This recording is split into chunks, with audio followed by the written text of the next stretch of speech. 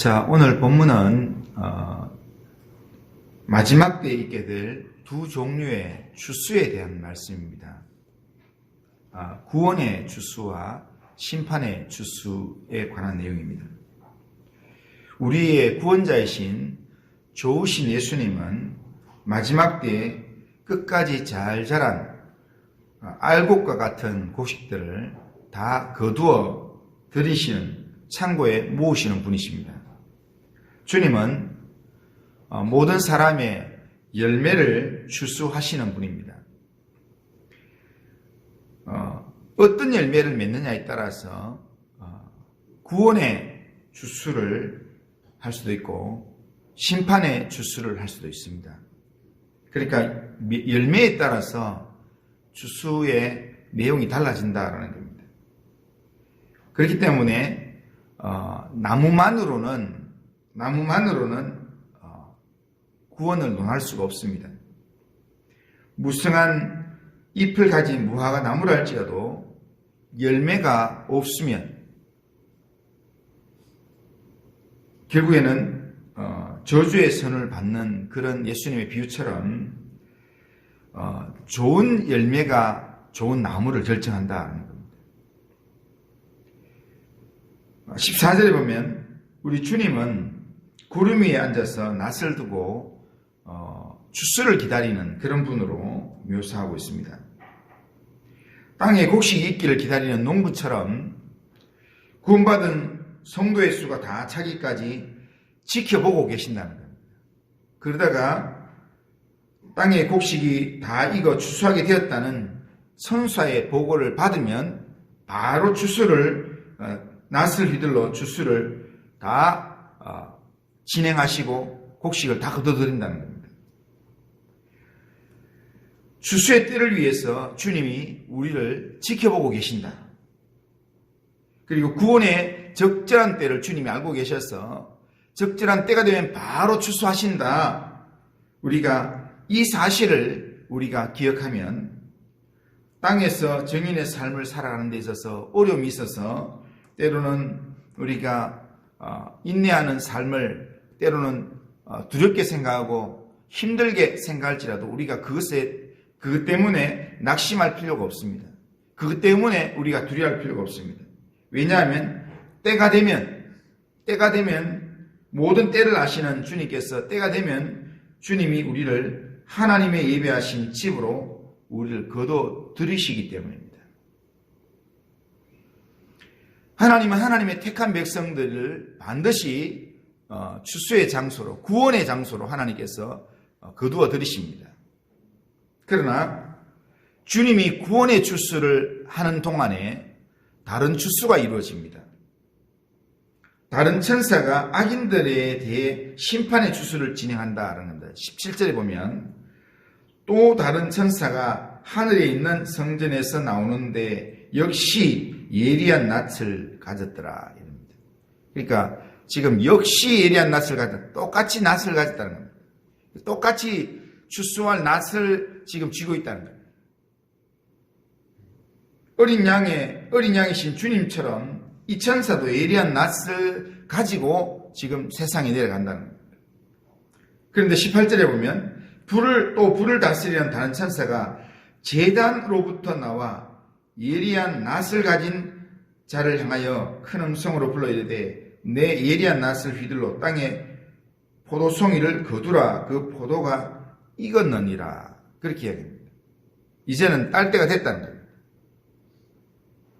포도송이의 추수를 말씀하는데 그런데 19절에 보면 땅에 포도를 거두어 하나님의 진노의 큰 포도주틀에 다 던져서 심판받게 하라고 그렇게 얘기합니다.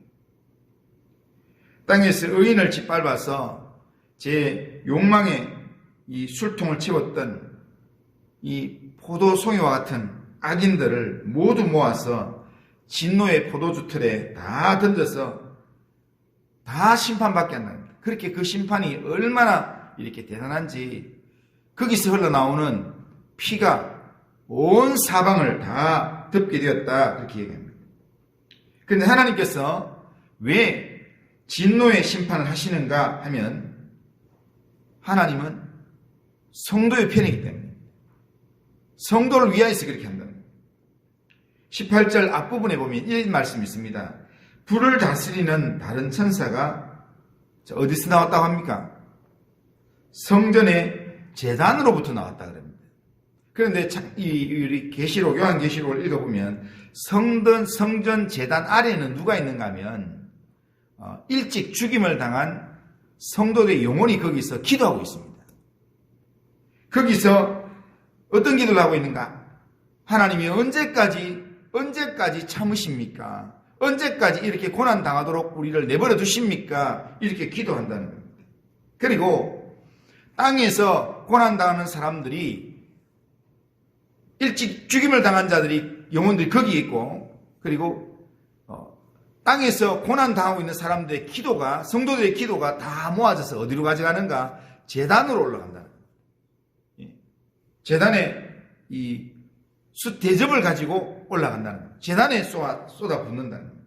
그렇기 때문에 모든 성도의 기도가 이 제단에 들어졌다라는 그런 의미가 앞부분에 계속 나왔는데, 그런데 그 제단으로부터 나온 천사가 말을 하는데 심판의 주수를 진행하라 이렇게 해요. 그러니까 지금 성도들의 기도가, 택하신 하나님 백성의 기도가 지금 제단 가운데 지금 모아져 있는데, 거기서 천사가 이야기한다는 것은 성도의 기도의 응답으로 하나님께서 심판의 주수를 한다라는 것입니다.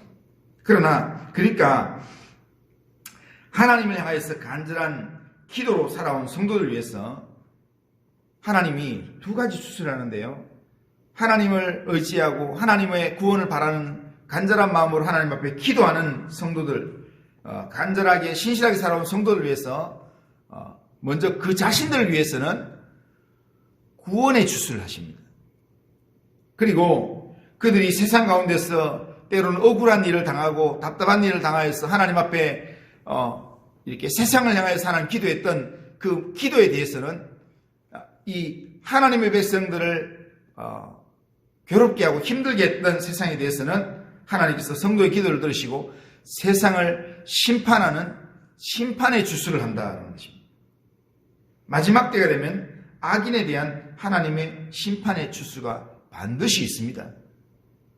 그런데 이 심판의 주수가 20절에 보면 성 밖에서 이루어진다 이렇게 말씀합니다. 성 밖이라는 말은 언제나 하나님의 도성 밖이라는 말입니다. 하나님의 영역 밖이라는 말입니다. 이 표현을 우리가 이해하는 측면이 어떤 거냐면 예수님께서 비유로 말씀하시는 마지막 결론은 항상 그렇습니다. 문 밖에 쫓겨나서 슬피 울며 이를 갈미 있으리라. 그러니까 하나님 앞에서 버림받는 바로 그 자리에 거기서 심판받는다라는 겁니다. 인생에 있어서 하나님께 버림받는다는 것, 이것은 인생의 가장 비참한 저주입니다. 부모에게 버림받는 사람도 있지만, 그러나 부모에게 버림받는 사람도 이 땅에 나그네에서 어느 정도 살아갈 수는 있습니다. 하지만 하나님이 외면하는 사람, 하나님이 버린 사람은 더 이상 이 세상을 살아갈 수가 없습니다. 의지할 데가 없습니다. 마지막 저주이기 때문입니다. 그러니까 우리가 이 땅의 삶을 하나님을 의지하는 믿음으로 사느냐 그렇지 않느냐에 따라서 우리 인생의 주수가 달라진다는 겁니다. 이렇게 볼 때 오늘 본문은 우리에게 두 가지 중요한 질문을 하게 합니다.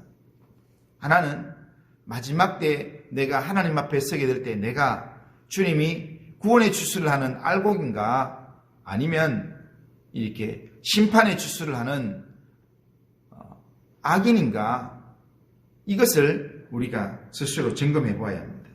그리고 또 하나는 주님께서 마지막 때 나를 주수하실 때 내가 하나님의 성 안에 들어갈 수 있는, 하나님의 나라에 들어갈 수 있는 그런 구원받는 믿음이 준비되어 있는가, 이것을 우리는 늘 점검해야 합니다. 질문하고 점검해야 합니다. 그래서 바울은 이 질문이 얼마나 심각하고 중요한 질문인지를 알았기 때문에 고린도후서 13장에서 이렇게 너희가 믿음이 있는가, 너희 자신을 시험하고 너희 자신을 확정하라. 예수 그리스도께서 너희 안에 계신 줄을 너희가 스스로 알지 못하느냐? 그렇지 않으면 너희가 버리운 자니라. 우리 스스로가 내 안에 믿음이 있는가, 내 안에 예수님이 있는가를 시험하고 확정하라는 거예요. 내 안에 분명히 예수님이 계신데 내 안에 계신 예수님을 확실하게 믿지 못한다면 버리운 자가 될 수도 있다는 겁니다. 날마다 우리 자신을 돌아보면서 마지막 추수의 때에 내가 주님이 거두어들이실 알곡인가 아니면 악한 포도송인가, 우리 스스로를 날마다 점검하면서 우리의 입술을 절제하고 우리의 행동을 절제하면서, 그러면서 하나님 앞에서 늘 내가 주님을 닮은 자로, 주님을 따르는 자로, 하나님의 말씀을 지키고 예수님을 따르는 믿음의 삶을, 그 믿음을 포기하지 않는 온전한 믿음으로 내가 살아가기를 결단하고, 그렇게 오늘도 한 걸음 한 걸음 내가 주의 영광을 위한 주님께서 내게 맡기신 믿음의 길을 오늘도 온전히 걸어가는 그런 삶을 살아가야 할 것입니다. 그렇게 살아갈 때 하나님께서 우리를 주목하시고 우리를 기뻐하시고 우리의 삶에 놀라운 은혜로 우리의 삶을 채워주실 줄로 믿습니다. 그런 삶을 오늘도 믿음으로 살아가는 우리 모든 성도님들 다 되시기를 주님의 이름으로 축원합니다.